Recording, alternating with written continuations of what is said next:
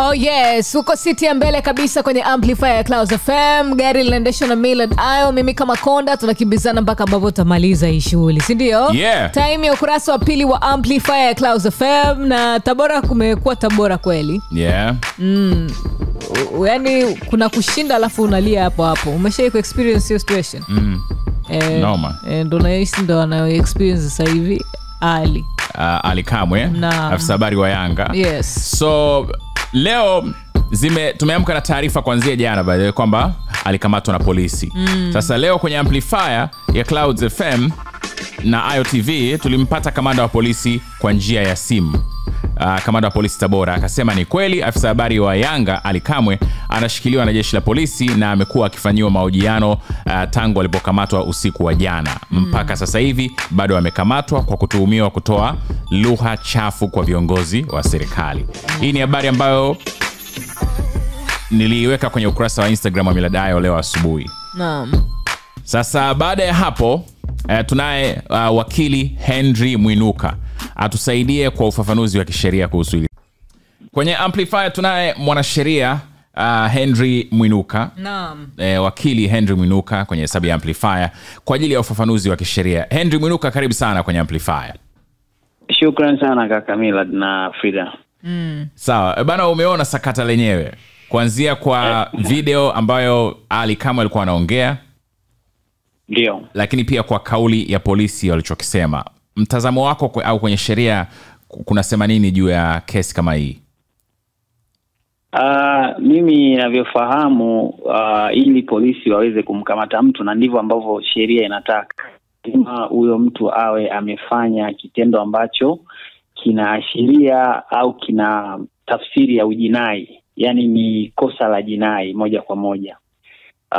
Ndio mamlaka ya polisi yanapokuja, kwa maana ya kwamba wao of course wana wajibu wa kulinda watu na mali zao, lakini pia na kuhakikisha kuna amani kwenye maeneo ambayo wanayasimamia sehemu husika.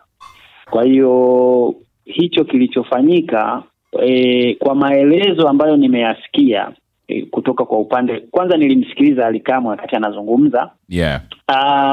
Naweza kusema kwamba of course kuna lugha zile ambazo tunaweza tukasema zile lugha za kiungwana kati ya viongozi na kiongozi, yani ambazo mtu unaweza ukazitarajia. Kwa hiyo lugha inawezekana aliyozungumza haikuwa ya kiungwana, kwa maana kwa mantiki labda yule ni kiongozi na kutamka vile labda katika muktadha huo wa kiungwana haikuwa sawa.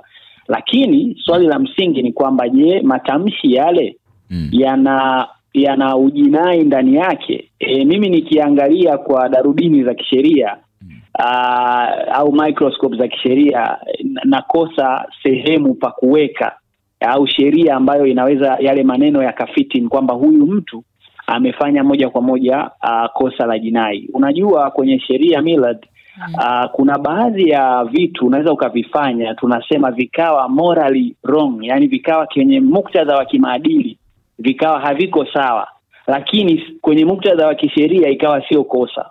Yani ni sawa sawa na mtu ambaye kavaa nguo fupi sana. Unaweza kusema bwana huyu kavaa nguo fupi, maadili yetu sisi labda ya dini na nini hayaruhusu, lakini huwezi kusema yule mtu kafanya kosa la jinai, kwa sababu kosa la jinai linakuwa kosa baada ya sheria kutamka, sheria iliyotungwa na bunge kutamka kwamba hili ni kosa, au mamlaka yoyote ambayo imepata mamlaka kisheria kuidhinisha baadhi ya vitendo kuwa makosa. Sasa ukiangalia sheria ya makosa ya jinai ambayo jeshi la polisi wamekuwa wakitekeleza, kwa maana kwenye hatua za awali za ukamataji na upelelezi, ambayo ni sheria ya kanuni ya adhabu sura ya 16. Yeah. Nikiangalia mimi sioni namna ambavyo matamshi ya Ali Kamwe, japokuwa yanaweza yakaonekana sio ya kiungwana, lakini sioni namna gani yanaweza yakawa na ujinai ndani yake. Okay. Yes. Sasa kama ni hivyo, mtu kwa nini anakamatwa na anaekwa ndani?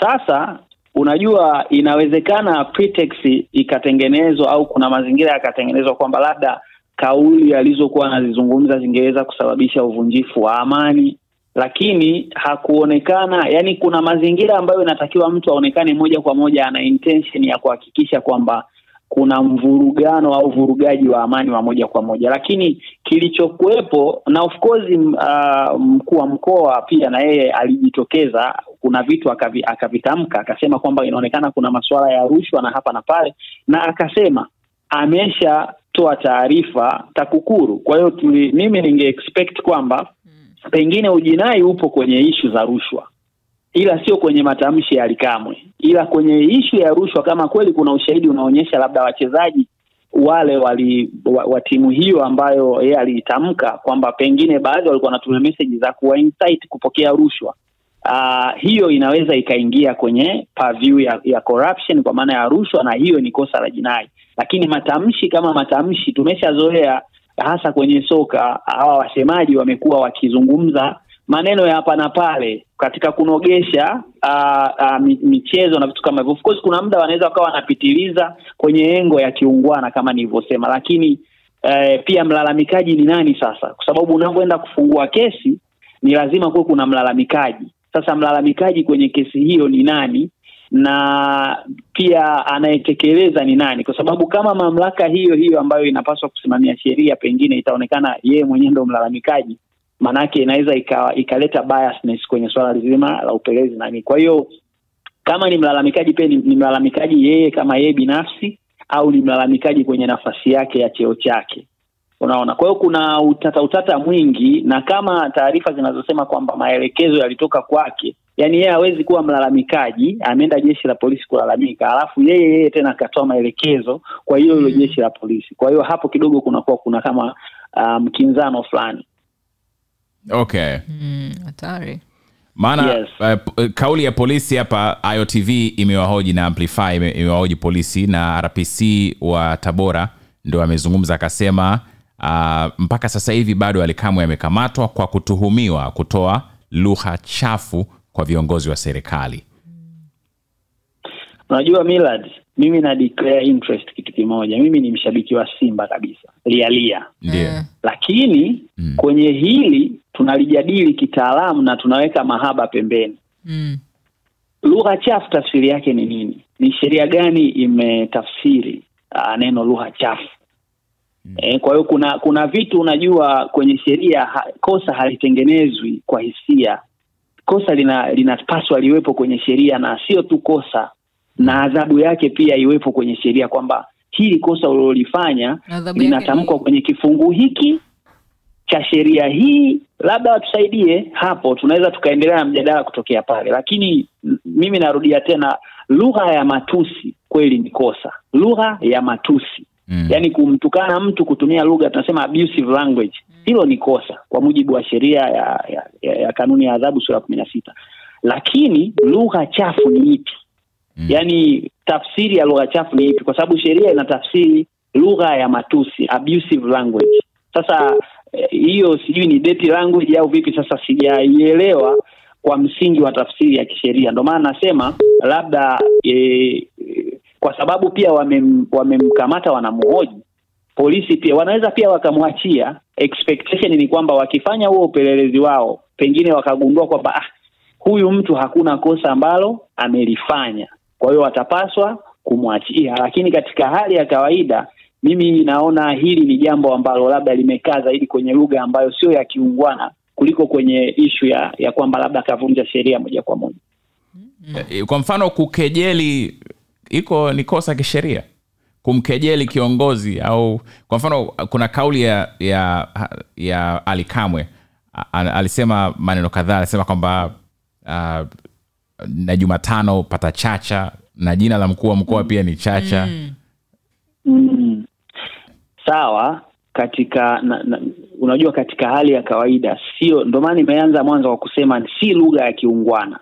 Okay. Lakini kwenye sheria zetu sisi hakuna sehemu imeandikwa kwamba mtu yoyote atakayemkejeli kiongozi yoyote atakuwa amefanya kosa hili na hili. Lakini zipo sheria ambazo mtu unaweza ukakamatwa kwa kutokufuata kitu kinaitwa lawful order, amri ya halali. Yani unakuta labda kuna amri imetolewa, labda na hata kama angekuwa ni mkuu wa mkoa mwenyewe, kwamba labda kwa sababu yeye ni mwenyekiti wa kamati ya ulinzi na usalama ya mkoa, inawezekana akatoa amri fulani hasa kuhusiana na jambo fulani ambapo mpo labda muondoke au msitishe kitu fulani, halafu nyinyi mkaendelea au mzozo ukaendelea, pale inaweza ikatafsirika kwamba umefanya kitu ambacho kinaweza kikawa ni kinyume na utiifu wa amri halali. Kwa hiyo ila kwenye hili kwa jinsi ambavyo limekwenda, na sioni namna ambavyo, kwa sababu kama umekejeliwa na imeshusha hadhi yako, unaweza ukafungua kesi ya defamation ambayo ni kesi ya madai, sio jinai, kwamba wewe binafsi umetamkiwa maneno ambayo yanashusha hadhi yako mbele ya jamii. Kwa hiyo wewe pia una uwezo wa kushtaki. Ndio maana Donald Trump leo hii ni rais, lakini alishtaki nafikiri gazeti kama sikosea la Washington Post. Yeah. Kwa maana ya kwamba kuna matamshi mliyazungumza kuhusu mimi yaliniathiri, na wameishia kuseto. Yeye akiwa rais hivi kesi imeendelea, na I think mwezi huo uliopita wameseto, wamekubali watamlipa kiasi fulani cha pesa basi. Kwa hiyo hajaenda kumkamata Jeff Bezos ambaye ndo mmiliki, au kuwakamata wale wafanyakazi na kuwafungulia kesi ya jinai, hapana. Kwa sababu alihisi matamshi yaliyotolewa yalishusha hadhi yake na yana qualify kuingia kwenye sheria ya defamation. Kwa hiyo aliamua kuchukua hatua hiyo, na ndivyo ambavyo pengine lingeweza kwenda kwa staili hiyo. Okay. Yes.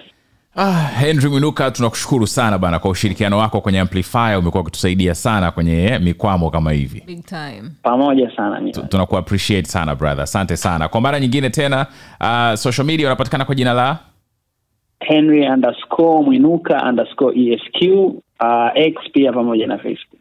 Okay my brother. Asante sana kaka. Poa.